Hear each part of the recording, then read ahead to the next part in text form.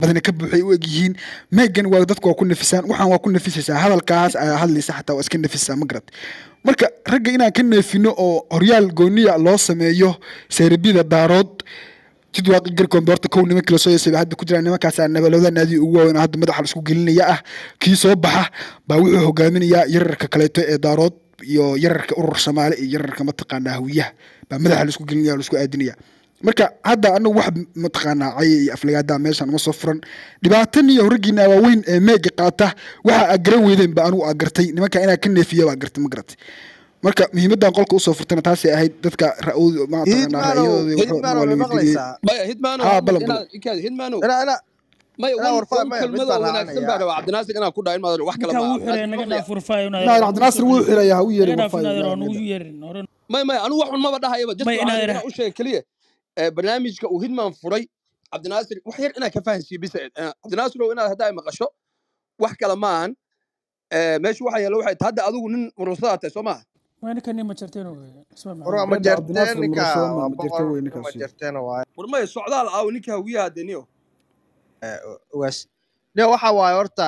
barnaamijka sidii looga hadlayba loo sheegayba barnaamijkan aniga kulay wuxuu ila muuqdaa barnaamij aad u saxan waxaan horta dhibaatadaana keentay baa waxay tahay nimanba meega markii la qaadanayay daarood iyo isaaq waxay soo safteen leecabka isaaq soo saftay lama kala gurin waxaan aaminsanahay haddii la kala guri lahaa isaaq inuu meegaas drop garan lahaa sababtoo ah qof walbo isaaqa kaalinta uu ka taagan yahay ay ka aaminsan yihiin inuu isaaq ku matalo dhibaatada waxaa keenay baa waxay tahay meegii markii labadaas nin laga reebay majeerteenka raggi daaroodka raggii hogaaminaya uu ka mid ahaa hanad xasan uu ka mid ahaa iyo dhallinyaradii kaleeto maysa dhee war nimankaas waa niman daarood oo dhalad oo aftahana oo hadli kara meegaasu haddaysa ayagu qaadaneen ma soconaya maysa odhanay waxay dhaheen nimankaasu haddii aad yasteen oo meeg ka reebteen hore baan uga soconaynaa binji baana gelinaynaa binjigay ku ururahayaan calaamadahoodii iyo rifrigoodii bay iska wadanahayaan kamaysa hadlin arrintii arrin aad waxay ahayd annagu waxaan nahay laba arrinba annagu daarood waan waxyaalaha ka qaldan waan saxaynaa annagoo curadkii daarooda iyo annagoo madaxdii daarooda labadaas arrinba waxaan ku qasbannahay wixii daarood ka qaldama inaan dib u saxno waana waajibna saaran oo looga baahan yahay inaan annagu garashadeeda iyo mudnaanteeda aan qaadanno niyo waxaa waaye arrintaasu horta raggii sameeyey waxaan mareexaan uu rabaa inaad horta wada cambaaraysaan raggii sameeyey arrintaas oo waddadaas inay xataa ninkii baarleex ahaa uu heerkaa gaarayoo uu raggii daarood maxaan ku dhahaayo labada nin oo daarood ninkii geri iyo ninkii jidwaaq inuu dee meegooda asaguna sidii kuwii hore u diidan soo ma ogida hadda haddii meegaasu nimankaas hanad xasan iyo ay joogi lahaayeen meegaas horey u socon lahaayeen naga wada ay dhehi lahaayeen marka niyow arrintaas horta anigu waa cambaareynaya meeg waxaan usoo qabsaday waxay arrintaas inaan cambaareeyo barnaamijkan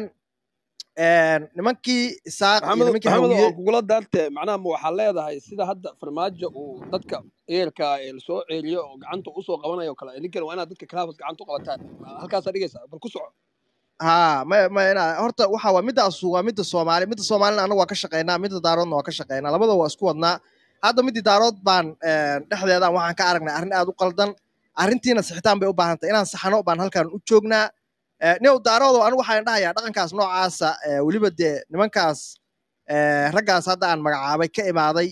arrin dee foolxumadeeda iyo dhaqanxumadeeda wadato waa nin daarooda oo dhalashadiisa iyo abtiriskiisa iyo nasibiyadiisa intaba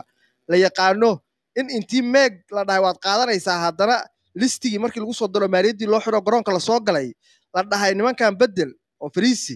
oo haddana la yeelay oo la dhahay hala fariisiyo oo arrintii lagu raacay new arrintaas koley waxaan dhahayaa anugu nimankii arrintaas sameeyey aad baan u cambaareynaya waa ka gudbayaa marka barnaamijkaanu de waa inay raggii maadaama arrintii ay dhacday wixiina waddo ay noqotay oo mar walba meel walboo la tago dagaal iyo furin walboo la tago ay noqonayso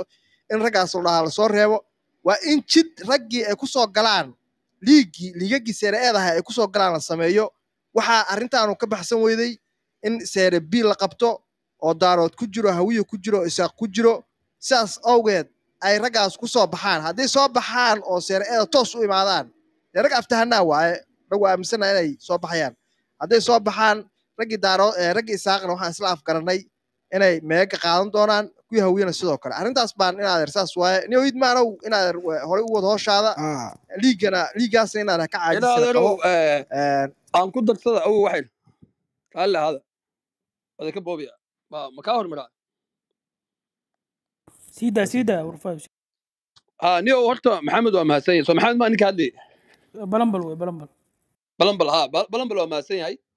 hidmanna aad buu u mahadsan yahay waxa kan waa iska dhaqan dadka masaakiinta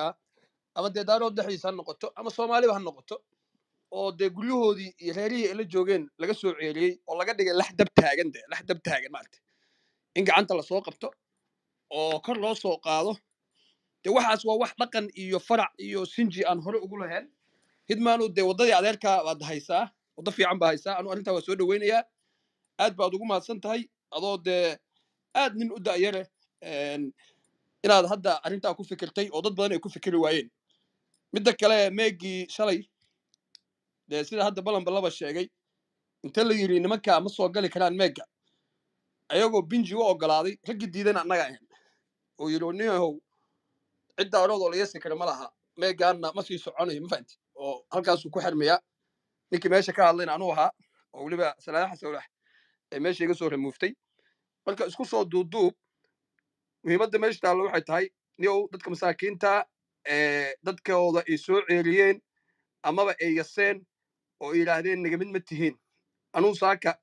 inta baxo qol soo furto baa ciddaan doonaan ku gardaroon karaa nin mareexaan oo dhihi kara ma lahan warfaa meeg ma qaadan karo reerna ma mateli karo anuu dadka ammaanna kala aqoon ayagaa iskaayo baray ayagaa yidhi kaasi looma dhowaado kani waa qurun kani iska ilaaliyo kani nama matelo kani waa geed baktiyey kani waa cayaalka marfishka qaadka meelaha biyaha ku shushubo qof weyn ma aha iska dhaafa waxa ayagaa noo kala sheegay de annaguna markay dadkii la soo ceeliyo masaakiinta ahaa oo labadii dab meelay aadaan la oo dhexda taagan inaa horo gacanta in la soo qabto kor loo soo qaado oo bal horta ayaga inta lasu keeno laisku aruuriyo ilaa hadda diiwaangelin baa socoto anuu hadda maasijyo badan baa ii soo dhacay